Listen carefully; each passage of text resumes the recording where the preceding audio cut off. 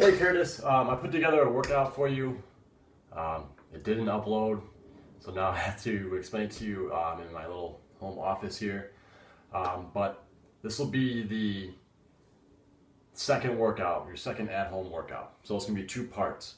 The first part is going to use German volume training, which is just very high volume with a pretty light weight, but just a lot of reps. So what you're going to do, you're going to alternate between two exercises for 10 rounds, doing 10 reps of both of those exercises. And you also be based on time. So timing is really important because you don't want a ton of rest. So you just want to kind of be working your muscles to fatigue.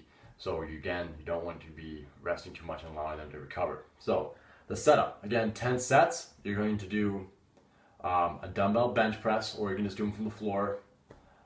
And then a dumbbell bent over row. Okay, so you'll do both of those for 10 reps, and you have 1 minute and 30 seconds to do both of those. Okay, so you do your 10 reps of the bench, you do your 10 reps of the rows. It should take you somewhere between 30 or 40 seconds, and then you'll have 1 minute of rest.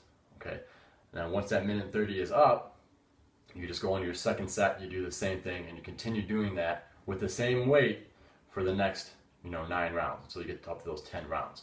So at first it's going to feel kind of easy. For those first 3 sets, you're going to be doing those presses, you're going to be moving that weight pretty quickly.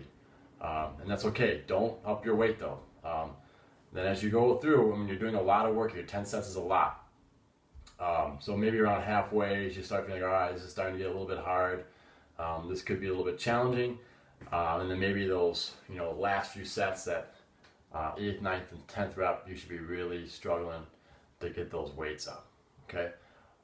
And that's the idea there. And just real quick, for the bench, just imagine I'm laying down on a bench. I have my dumbbells here, elbows tucked down a little bit, and I'm just pressing overhead, all right?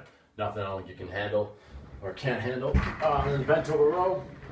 Again, when you're using that hip hinge, so again, vertical shins, hips back, your back has to stay straight, so belly button on the floor, chest is up. You're just holding a pair of dumbbells and you're rolling back, right? So you really should be able to use the same weight for both of those exercises. If anything, maybe a little bit more with the rows. If you're doing more on the bench and doing less on the rows, you're probably doing something wrong, or you just really need to strengthen up your back. So I wouldn't try to get too offset with those weights there. Try to keep them the same. And then your second half of your workout is going to be a little more metabolic, kind of just more fat intensive and total body. So we're just going to alternate between 2 exercises. Okay, so we're going to do a goblet squat and a reverse lunge. So for both of those, you're just going to hold like a dumbbell, on the base of the head.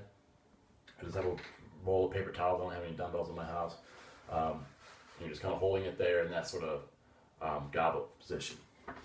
And what you'll do, you'll just alternate between a reverse lunge on your right leg, and then you'll do just a standard, front squat, and then you'll do a reverse lunge on your left leg, okay?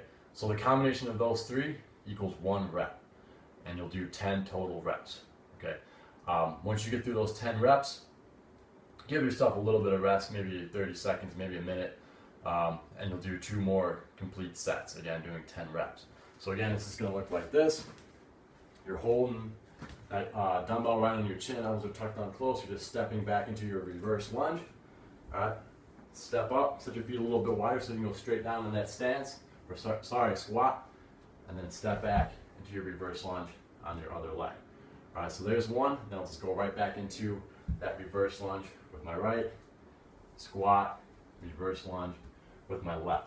Okay, so you can see I'm kind of swinging my feet a little bit, so I can always get back into that front squat position. So step back, straight back, come up wide, kind of step in, step back, come up a little bit wide. Okay, so that's it. Sorry if that was confusing. I know that was kind of weird with using a paper towel and everything, but if you have any questions, just let me know and I can go over this again with you on Monday.